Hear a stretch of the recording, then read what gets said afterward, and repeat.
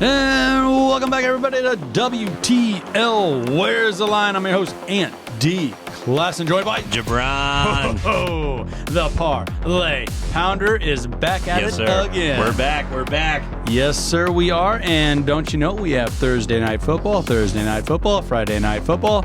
And before we move forward, we got to take a look back. Some of our hits and misses we'll go over as well. But why don't we get right into it here with NFL action on Amazon Prime. Yeah. That's a 7:15 kickoff. The New Orleans Saints heading on to Arizona, and they find themselves the underdogs by 2, over under at 44. Yeah, Andy.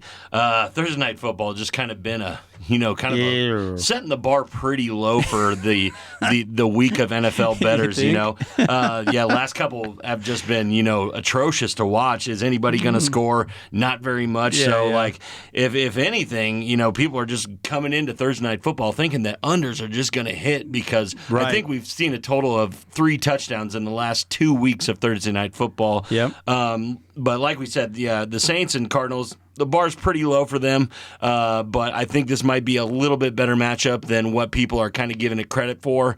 I really like the fact that DeAndre Hopkins is back from his suspension. Yep. So pretty much the best player on the Arizona Cardinals is back. He's going to be in prime time, so I think that they're going to try and get him the ball quite a bit. They just acquired a guy from the Panthers named Robbie Anderson. Oh, yes. Another deep threat guy. So I really see the Cardinals coming out and trying to air it out a little bit, kind of get the ball rolling.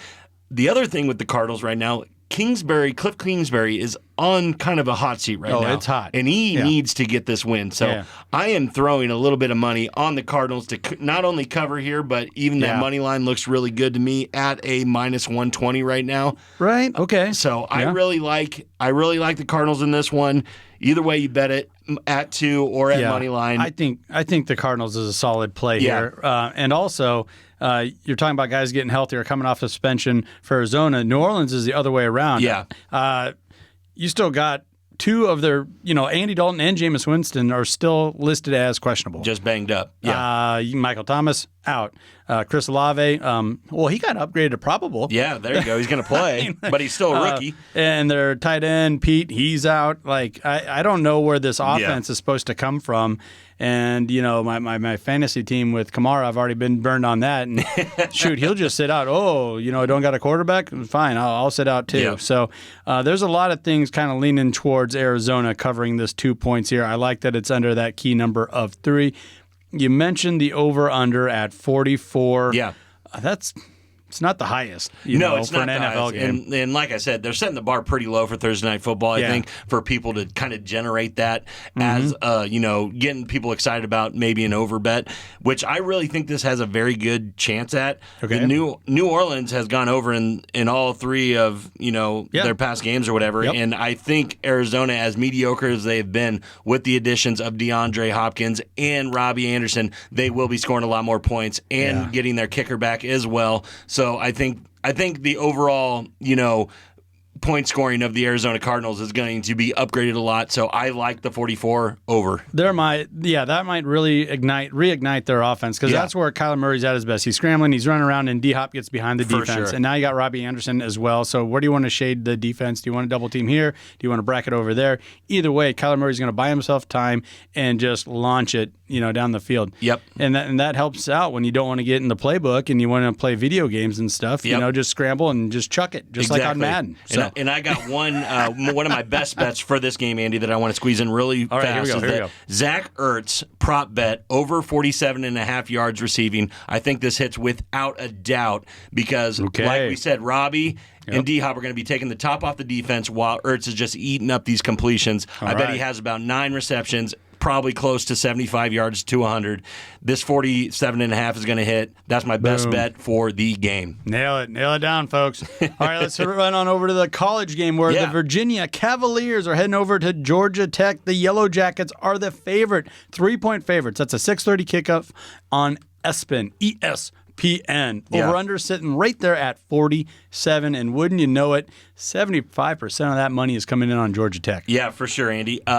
What I see in this one is these teams are on a widely different path. Yeah. Georgia Tech is amped, confident under key. And the Jackets enter with a 2-game winning streak in the ACC. Yep. Virginia's just gone backwards. I just don't. I don't like them at this. I really don't like how they're 1-5 against the spread. Exactly. I hate that. That's a pretty good body of work now, telling you you might want to get away from those guys. No, exactly, Andy. And I really like Georgia Tech. I really like them to cover this for 3 points. The money line's a really good bet too if you're going to throw that into a parlay as well. So I like the Jackets in this one, and. Virginia's just trending down for me, so I'm going with the team that's been on this 2-game winning streak in the ACC, coming to get another one. And I'm kind of looking at that under that 47. That's I like the under. I know so much money is going on the over right now, but Georgia Tech, 7 of their last 8 games has hit the under. I don't know why people just can't get off it. They have to bet the over. Not me, not this week. I'm leaning on the under there. Yeah, no, I like that as well, Andy. I really do. All right, so let's head on to Friday night. We got some Friday night college football. That is the Tulsa. Did you know they're the Golden Hurricanes? I did. That doesn't sound the best if you stop and think about it. But anyway, the Temple Owls, they're heading on over to Temple. 6:30 kickoff on ESPN2. Tulsa, the Golden Hurricanes, a big favorite here, 13. Yeah, Andy. When I'm looking in this one, I just can't trust Tulsa to lay down double digits on the road, even against Temple offense that doesn't really score all that much. The Owls defense may have allowed 70 points to UCF on the road last week, but their defense is actually one of the most reliable unit on the field.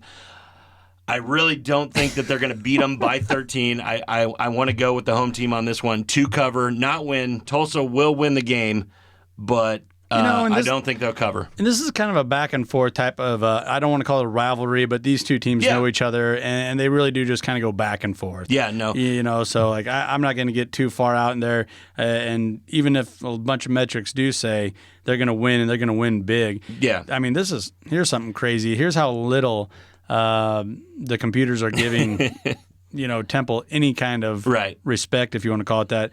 They're predicted to score under 4 points. 3.5 points is all they're supposed to score. Yeah, that's where I'm looking at it, Andy. Temple's offense showed early flashes in the game against UCF when it was 14-13. Yeah. But then it got blown wide open. But this is one of those games you just got to plug your nose, take the home dog on Friday night to cover that plus 13. So that's where I'm going with that one. All right. Well, hey, before we move any further ahead, let's take a look back real quick and go over our hits and misses. Yeah. And we're going to kind of focus on the Huskers. They got a bye week here. Yes, sir. Little underwhelming last week. However, we were hammering the fact that we thought they would cover that 14-point spread, and they did emphatically. In fact, they kind of had the Boilermakers on the ropes a couple times. Definitely did, Andy. And like we said, we put it out on our Twitter handle that that plus 14, that's a lock. Mm-hmm. We knew that we were going to come in and play with this team. We didn't necessarily think we were going to win. No. Didn't say that. Yeah, but that plus 14, we just kind of knew that was a lock. Yeah. We really liked that bet. But on the other hand, Andy, on one of our losers, definitely for me, I did not think that these two teams were going to score the amount of points that they did. Yeah. It kind of became a shootout because we couldn't stop them and they couldn't stop Trey Palmer. They couldn't stop Trey Palmer at all. He had one of the greatest performances in the history of the NCAA. Yeah, no doubt. I mean, that was insane. No doubt. He averaged something like 36 yards per reception, and that blew away the next guy by 10 yards. Well, you saw it with just our stats. Like there was no other stats other than Trey. Mm-hmm. He was our leading rusher. He's our leading receiver. He scored every touchdown. It was just a lot. When Nebraska rolled their defense out there, and I didn't know who the starting linebackers were, I'm like, oh boy, we're in for it here. And then we're already going against one of the more prolific passing offenses in Purdue, and their running game was just churning. I mean, it was churning like a crank. That was unbelievable what that guy was able to do. Just the amount of first downs and third down conversions that they were getting. It was really tough for us to stay in that game, but I was really proud of the Huskers, the way that they put up points and kept coming after them, because we could have just went back to old Nebraska ways and folded and let them beat us by 21, but we did cover that 14. We only lost by 6, and I know that's not where we want to be as a fan base or as a team, but you can see the energy is there, and that we are a totally different team than we were probably about 3 weeks ago. I'd agree with that, but they're still giving up over 600 yards. No doubt about it.